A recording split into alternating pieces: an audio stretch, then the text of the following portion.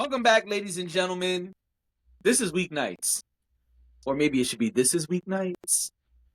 This is weeknights. It's all weeknights, okay? All of it, yep. The whole team, man. Anyway, I am JD Nero, aka He Who Pods, aka Rearview Mirror. And I'm Dash, aka Dashing D, aka the real king of R&B, aka cool grandma, but not really.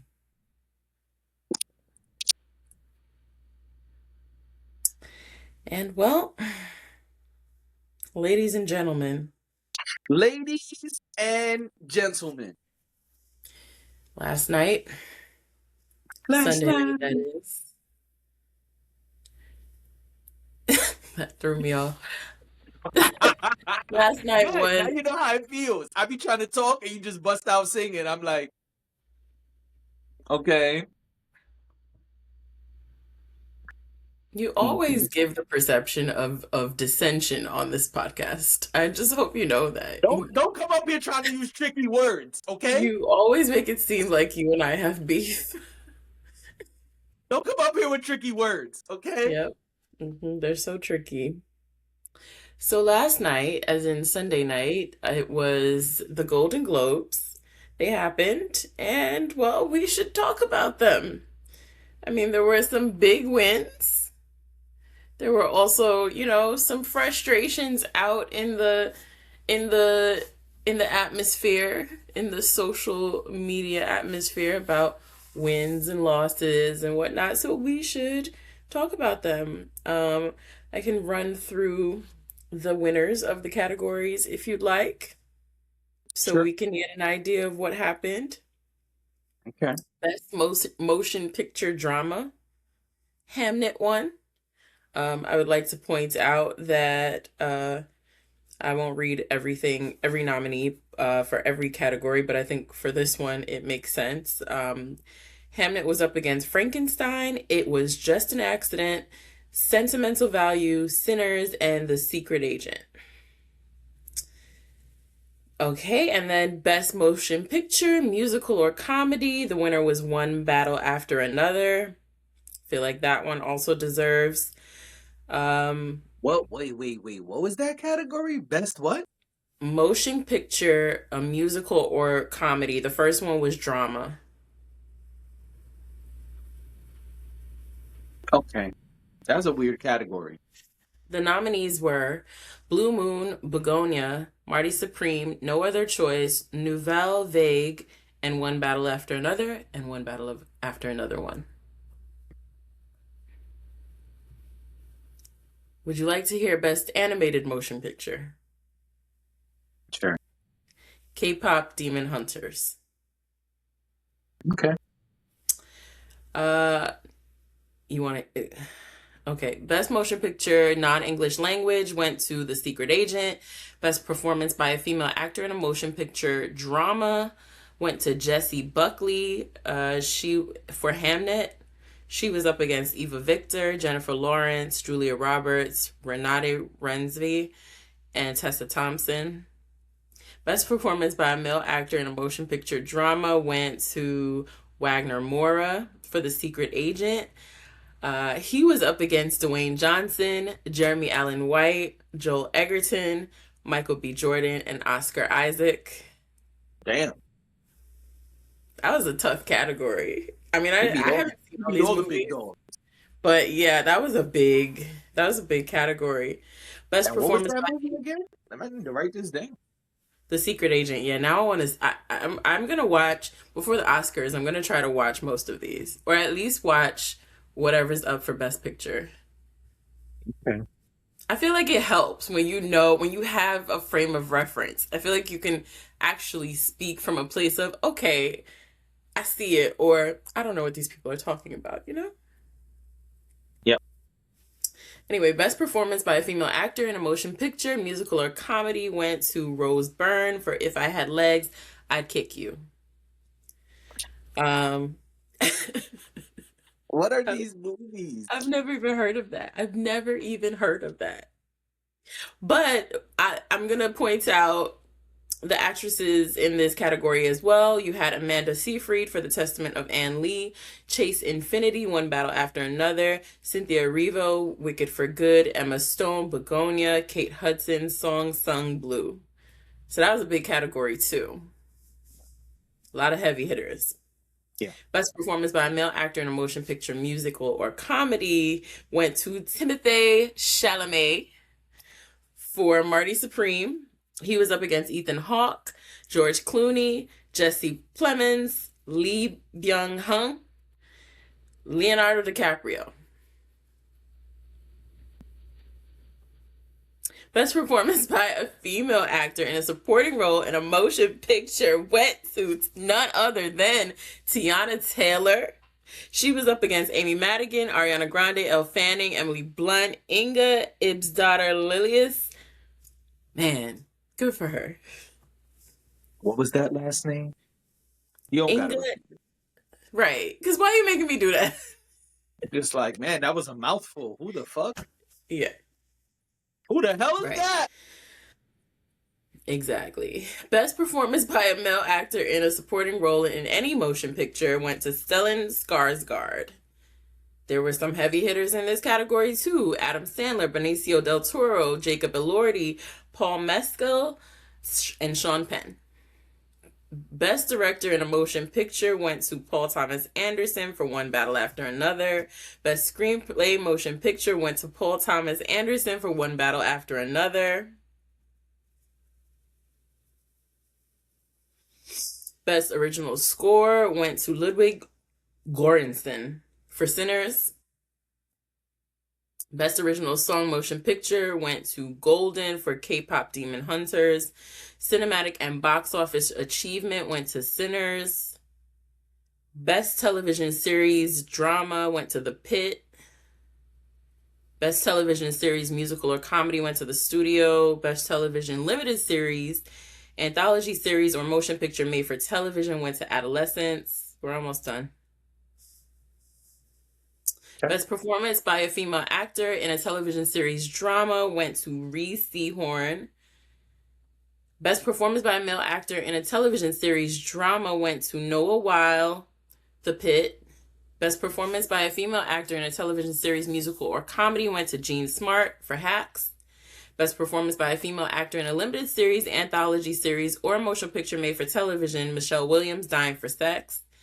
Best performance by a male actor in a television series, musical, or comedy went to Seth Rogen. Best performance by a female actor in a supporting role on television went to Erin Doherty, Adolescence. Last page. Best performance by a male actor in a limited series, anthology series, or motion picture made for television went to Stephen Graham for Adolescence. Best performance by a male actor in a supporting role on television went to Owen Cooper for Adolescence. Best performance in stand-up comedy on television went to Ricky Gervais, Mortality. And best podcast went to Good Hang with Amy Poehler. Wait, is this the first time they do podcasts? Yeah, do you want to know who was nominated? Yes. Armchair Expert with Dax Shepard, Call Her Daddy, Good Hang with Amy Poehler, Smartless, The Mel Robbins Podcast, and Up First.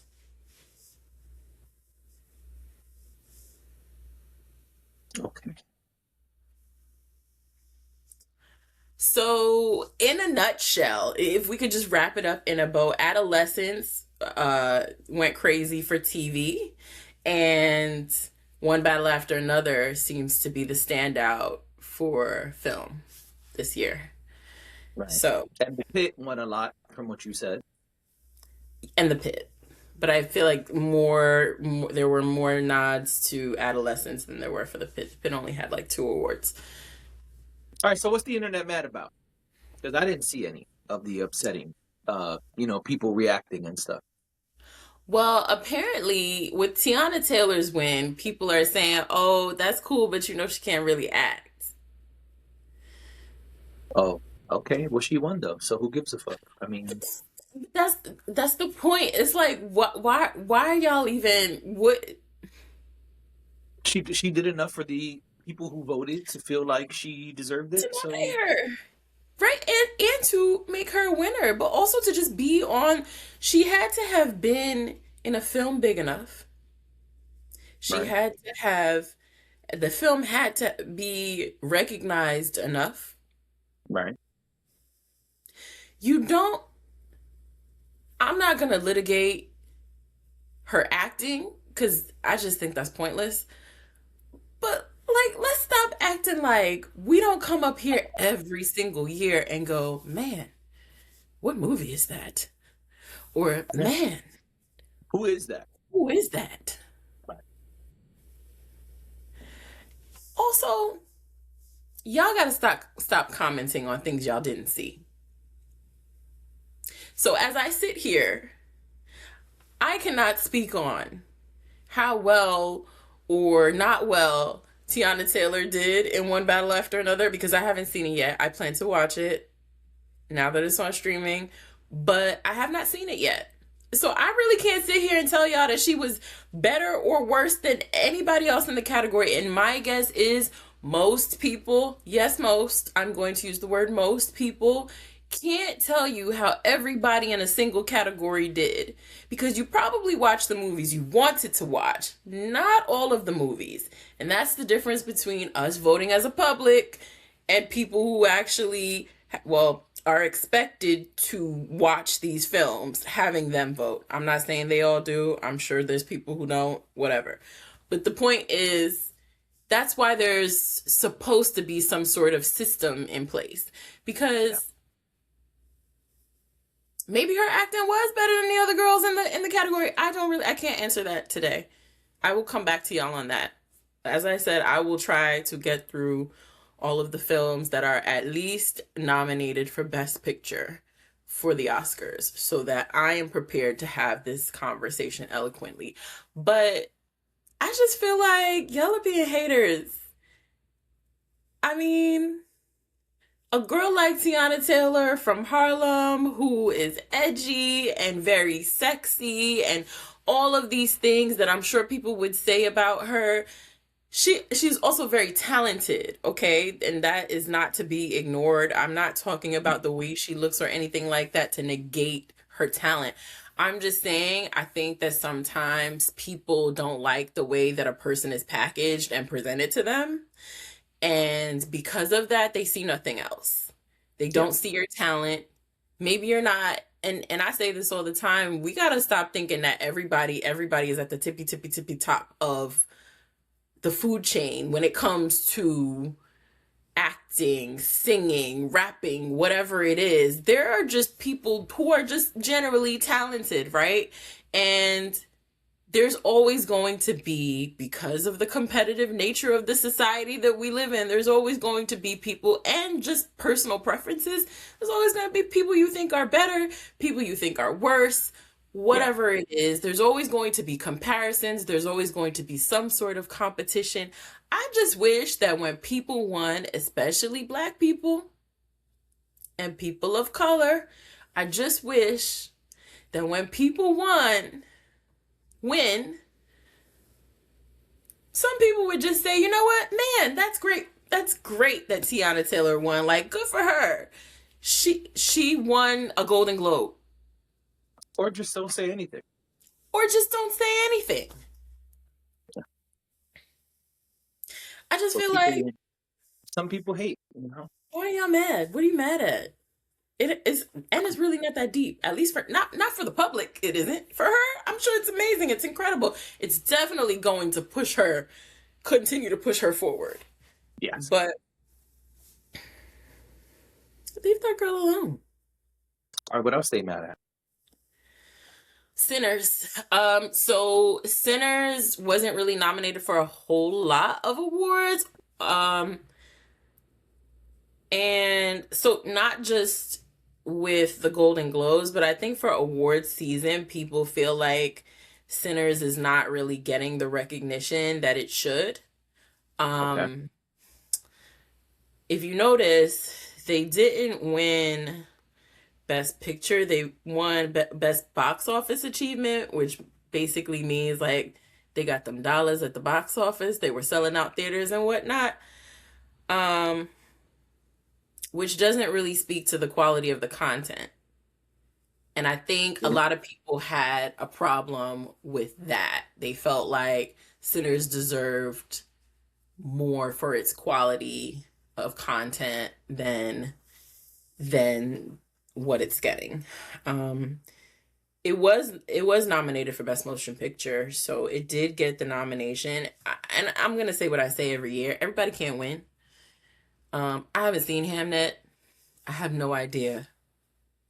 I couldn't tell you if Hamnet should have won, shouldn't have won. I don't know. I don't know. It's always going to be lopsided. It's always going to be weird, I think, and I'm not saying it's right. I'm just saying it is. Was Michael B. Jordan, I can't remember because there were so many categories. Did Michael B. Jordan get nominated for Best Actor or no? He was nominated for, and that was another thing that people have been buzzing about lately. They feel like he hasn't gotten enough nominations for his role in Sinners because he did, in fact, play two people. Well, I'm just telling you what the people said. Why are you telling me so? I'm saying so to the people. So did y'all see it? He didn't do an impeccable job playing either person. He just played two people. Like, so what? You don't think he did a great job playing the two people? No. My Sinners review is well documented. No, I on this know. platform and in person. I say all the time, like, that movie was cool and the acting was cool. I don't think anybody's acting in that movie was phenomenal. Okay.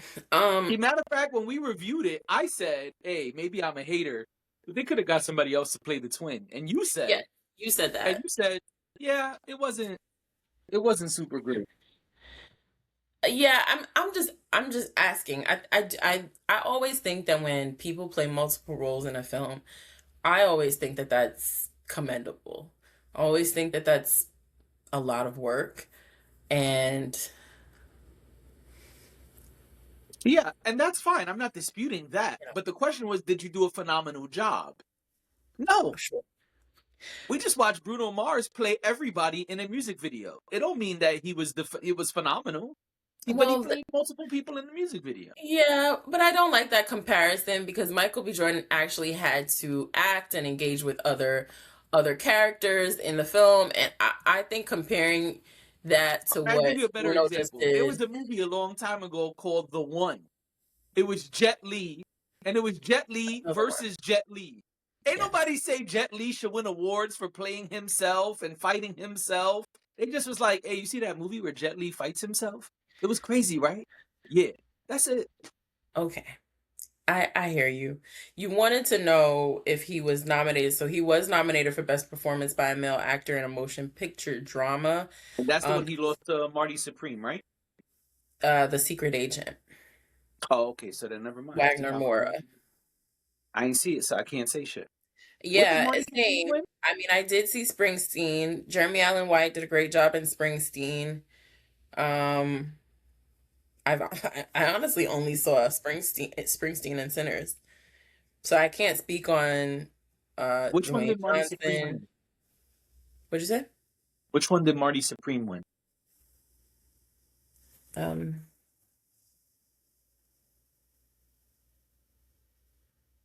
Sorry, I probably should have had the list in front of me too. I know I'm putting a lot of pressure on you. I apologize. Timothy.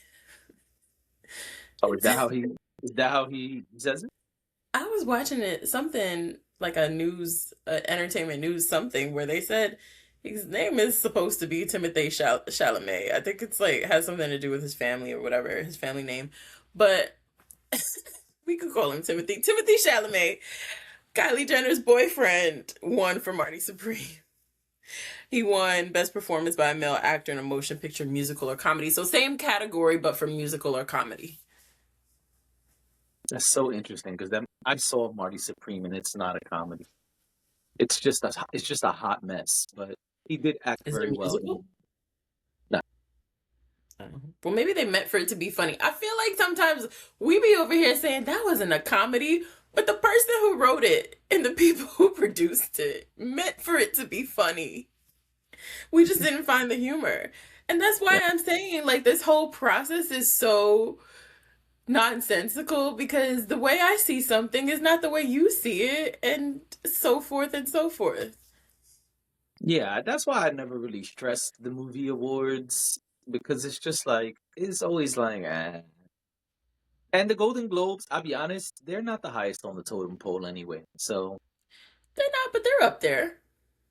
Of I of guess all the awards, the Golden Globes is like one of the tent poles. So if you say so. I it don't. is.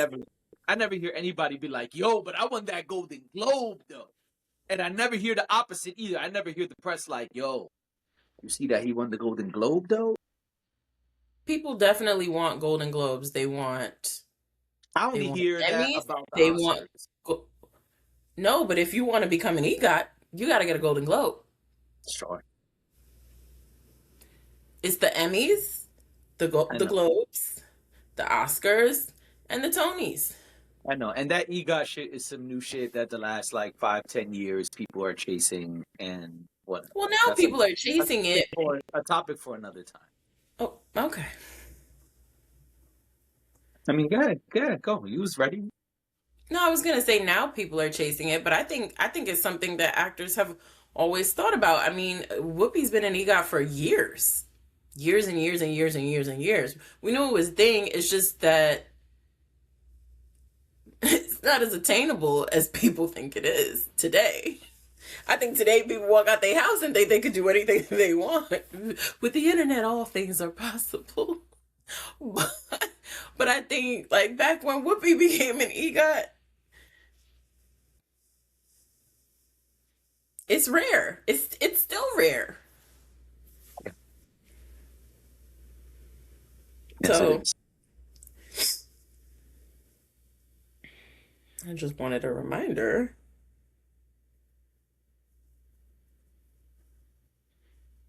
It's only 27. Only 27. Got it. All right. And only 21 of them achieved it on their own. Completely. Let me tell you about somebody who achieved something on their own. Okay. Mary J. Blige. Wait, were we done with the Golden Globe?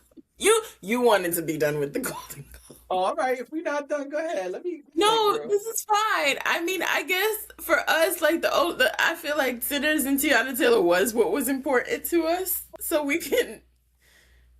And you don't even care about Sinners, so we can move. We can move on. I was like, wait, was that a complete conversation? You see You a don't lot. think Okay, before we move on, you see a lot of films, so I'm sure you've seen a good chunk of these films. Is that accurate? like half? I never heard of Hartnett or Hamnet, whatever the hell. I I saw that it was in saw Marty theaters. Supreme. I saw Mhm. Sinners. I saw Springsteen. Um, I never saw The Secret Agent. I don't even know what the hell that is. Um, what was the other one? There was another film, right? That was mentioned. Whatever Clooney was nominated for, I don't know what that was. I never saw that. I never saw the Tiana Taylor, Leonardo DiCaprio One movie. battle after another. Yeah, I didn't watch that because it's like almost 4 hours, and no one should watch films that are that long. You Um, clearly didn't see If I Had Legs, I'd Kick You. Never heard of that. So no, I didn't see that. You are correct. Begonia. Did you see Begonia? I don't know what the begonia you're talking about. All right. Wicked. I did not see number. Is it 1 or 2? 2. I didn't see number 2. I saw number 1. My Okay. daughter says that I should watch number 2, but I haven't done it yet. I mean, the child has spoken. Yes, and she's the expert. So, There you go. There you go. all right, ladies, 25 minutes. Ladies and gentlemen, 25 minutes on the Golden Globes. I hope you're satisfied. We fed you today. All right. Now, please move on. I know you want to get to the next topic. Let's go. Let's do it. I'm just trying to get to the dancery. That's all I was trying to do. Let's get it cranked up in this All I was trying to do. dancery. Got to dance for me. Hateration, holleration in this dancery. Let's get it percolating while you're waiting. We don't need no drama.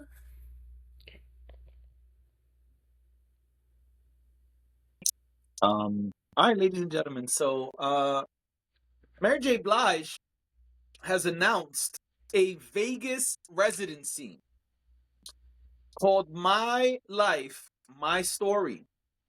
This is happening at Dolby Live at Park MGM, May 1st through 9th, and July 10th through 18th. Mary J. Blige says, huh? It's a 10-day run. No. I just said way more than 10 days. May 1st through 9th, and then July 10th through 8th. 16 days. I don't know why I thought. I think it's 16. I think it's 16 days, but it's 10 dates. The flyer says, and the post, May 1st through May 9th, and July 10th to July 18th. The caption says, Vegas, are you ready? I am so excited to announce my first ever Las Vegas residency, May 1 through 9 and July 10 through 18 at Dolby Live at Park MGM. Okay. Now, I do want to fight about this topic, but not about the dates.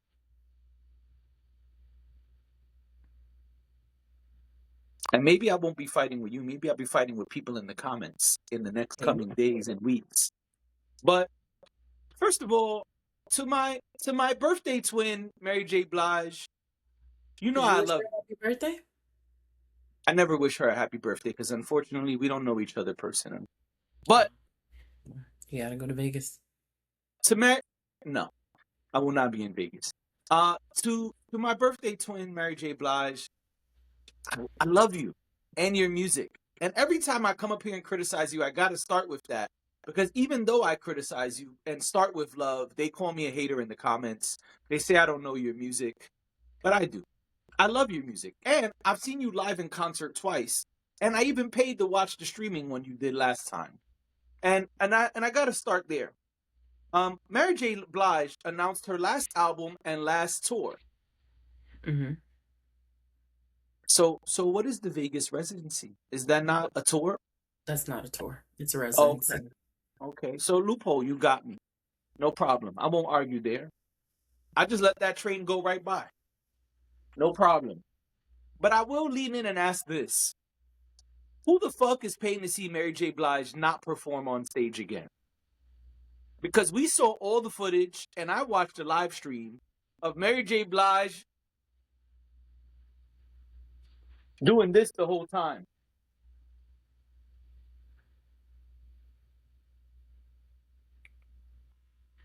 Is that a Tide pen? It's a Tide pen. My microphone is far and too big, so I didn't bring out the microphone. It's a Tide pen, yes. Yep, you gotta get I those was trying stains. to do it on the low, so I didn't give them a free advertisement. But you know, now you've done it. My point is, we saw Mary J. Blige. I'm sorry? I said you're welcome, PNG. Yeah. We saw Mary J. Blige not move and not dance. Excuse me, not dance and not sing is what I should say. The whole time we saw clips of her last tour. Why is there a Vegas residency? Are you really excited, Mary J. Blige? Were you not excited for the tour? Is this just marketing?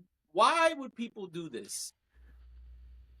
Do you think, I know you're asking a question, and I'm answering with a question, but maybe this will answer your question. Do you think Mary J. Blige owes people money like Bruno Mars does? No, That's not what I was gonna say, but thank you for that. Do you think that there's a possibility that this show could go differently, being that she doesn't have to travel? Is it possible that this will actually be better for her and better for her performances than when she's going from city to city every couple of nights or every night or whatever it is? Because I mean, let's be real, Mary is a woman of a certain age, and listen, as we grow up, as we get older, we slow down a little bit. And we saw that Mary is clearly slowing down. But I'm just wondering if maybe this sort of run will be beneficial to her performances, where she's not so bogged down. She's probably going to be in Vegas already because she's got to prepare for the show. And she's able to, get off stage and go get a good night's rest and then do it all again tomorrow. I'm wondering, I'm hopeful even that this will be better for her, that a residency will actually prove to be more fruitful than her previous tour was, because I agree with you, it was not good. It was not good. There was tons of videos coming out where she just didn't look good. I also watched the stream that was done, and it wasn't great. Most of it wasn't great. I think it's Mary and we love her, so it's like, oh yeah, Mary, like I want to see Mary perform, right? And that's what it was with the stream, knowing that people were already complaining about this. But I'm hoping that this time around it actually goes better than it previously did, because the circumstances are different, because she doesn't have to tour from city to city. This might be good for her. This might be just the thing she needs. I answer your question with a question. Do it. Would you pay your hard-earned money to see Mary J. Blige perform in Las Vegas at this residency? If I got last minute tickets after I had seen some footage of the first couple of shows. I'm not going in blind. You know how y'all people like to look at a track list before an album comes out as if somehow you're going to know how the album's going to go? I want to look at the track list this time. I want to see some footage from the first couple of shows. I wouldn't mind going to see Mary. I would not mind going to see Mary. But, yeah. Yeah, I need some receipts first. Because the Mary that was touring all around the country and wherever she went most recently, I don't want to see that Mary. I would rather remember Mary as she used to be. And I've seen Mary perform live before, and that was great. She did great. So I would rather preserve that image of her that I had, the experience I had, than to go and see something that is not great and taint my image of her as a live performer. I mean, she's still my twin flame, but I just wouldn't see this. I love Mary. If anything, even if I won't see it, get your coins, Mary. Please. Sure. I mean, get your money, honey. Listen, Dolby didn't have to. But they did. Somebody got to sign the deal for her to do the residency. Somebody felt like it was a good idea. That's not Mary's problem that they thought it was a good idea. So,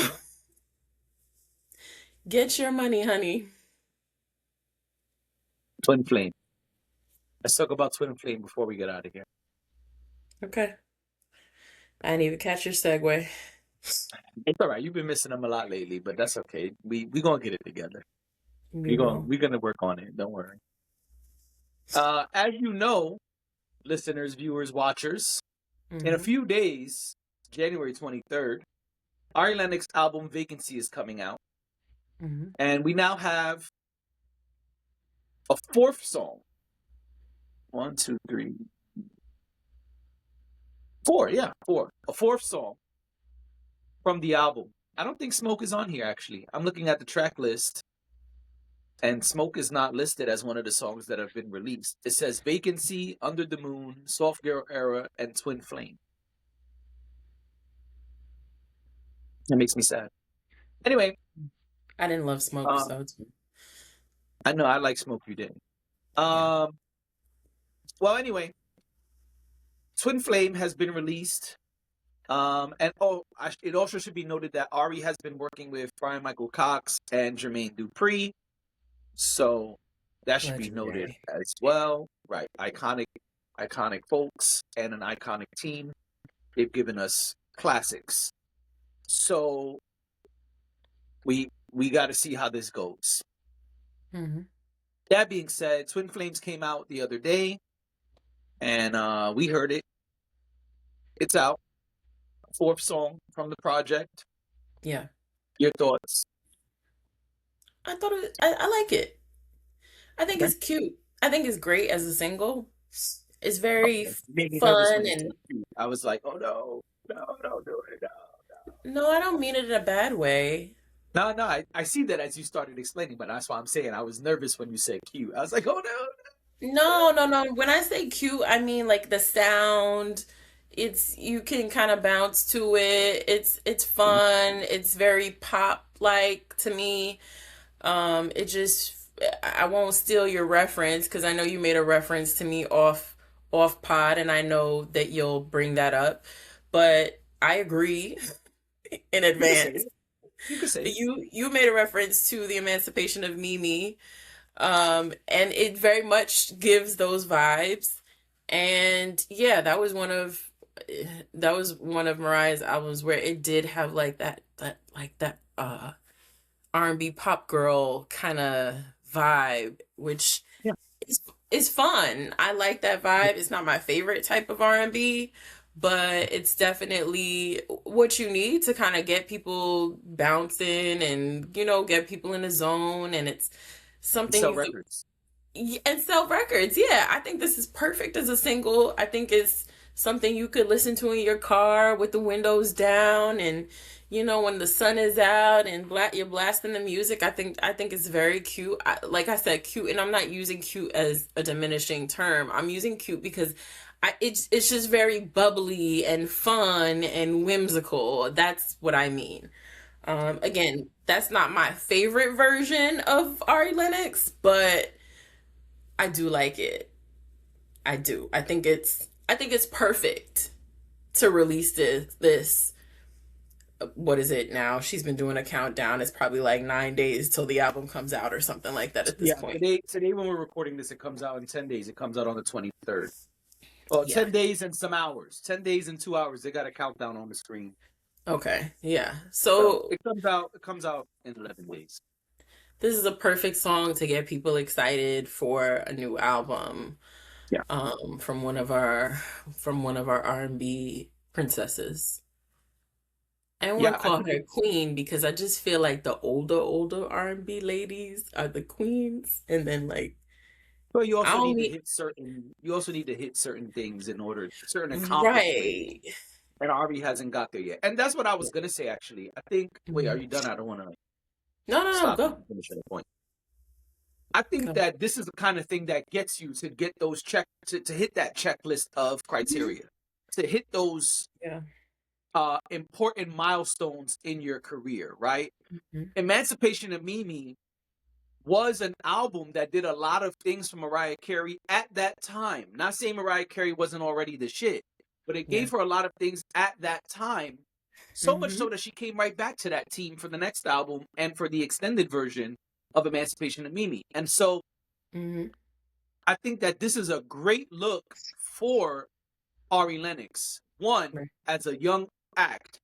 Two, as an act who has released solid albums, but has also struggled with the label and her image and things like that. I think this might help her get to the path she wants to get on.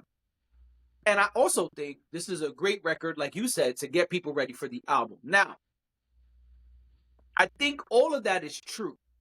What I don't know is, are core Ari Lennox fans going to connect with this record? It is a bigger record. It is a more pop record. It is a different type of record for Ari. And I want to be clear, I'm not hating. I like this record. I think Ari did a great job. I think that Ari will see great success from working with this new team. And, I thought he was about to say something. And I'm happy for her as an Ari fan. I truly want Ari to win. I just don't know if as one podcast says, the earthy hoes, quote unquote, are going to love this record as much as the other Ari music. This is not exactly that type of music. Now, I believe that that's okay even if it doesn't, because I believe the best artists are balanced. The best albums are layered, right? They don't just give you one thing the whole time, right? And so I think it's possible to have many different layers of Ari, right? I don't think Ari just needs to have the soulful, earthy vibes. I think Ari could do a lot of things. And I think the best way we're going to get not the best way. I think the way we're going to get the best out of Ari is allowing her to be everything that she is and everything that she's capable of. Yeah. And I'm curious to see how this will come together on the album. That's what it really made me for. It didn't make me excited for the album. It made me really curious to see, what is this album going to sound like in totality? Because this is now the 4th song we've got from the album of, I believe, 15 songs. Let me go back and pull it up. 15 songs. So we're getting 15 songs. We've gotten 4. What are these other 9 going to sound like? If these other 9 are a blend of different things, it could come together really well. So I'm not hating on the record. I like the record, but it did make me think as a core Ari fan, are other Ari fans going to like this? They might not. Because if you're looking for like Shea Butter Baby, this ain't Shea Butter Baby. No, it's not. If you're looking for smoke, this ain't smoke. No. Right? But this does put Ari, or could put Ari in those other conversations like you mentioned, right? This is the path to that mainstream pop appeal that gets you to be in the Mary J. Blige conversations, the Beyonce conversations, the Mariah Carey conversations. And I don't know that she'll get there. I'm just saying these are the stepping stones along the way. So I'm happy for Ari. I like the record. I think it's a good record. And I also like that at the end, they even slowed it down at the end. You know what I mean? It's almost like an interlude for the last couple, like the last minute or 45 seconds, whatever it is. I was like, is another record about to start? No, we just slowed it down and gave you something a little smoother before you turned it off. I'm curious to see how that fits into the album, though, because I'm sure all will be revealed once we hear the album. It could absolutely transition into something that says, take your clothes off. Yeah. Absolutely. There was something you said that I wanted to speak to, and I don't remember now what it was. Sorry, I talk a lot. No, it's fine. But yeah, no, I was gonna say that even if her core fans don't resonate with this particular song, I don't think it will matter to them. If the rest has what we're looking for? Yeah. I think if she went completely over the edge, then maybe not. Or listen, bad example. Listen, we sometimes get different genres from an artist that we're used to seeing a certain way or doing a certain thing. And sometimes it works and sometimes it doesn't. And I think this is one of those things where it won't mean that those core fans won't ever listen to her music again or won't show her album love. But I think it will give her and her team and her label insight into, like you said, the path that she's on. Where is she going? Does this need to be more about retention and the people that are already following her? Do we need to continue to try to reach new people because it's going that well that we'll do it? So I think they'll be able to figure out what the path is either way. But I could totally see a world where maybe core fans don't love this particular song, but they'll still rock with her. They'll overlook this one. I feel like you gotta have multiple offenses before your core fans ditch you completely, you know? Yeah, I totally agree with that. Yeah. So I got a long ass pod today. Thanks. And now we're going to end it. Yeah. Ladies and gentlemen, this has been Weeknights. Thank you for being here. We'll see you tomorrow. Bye.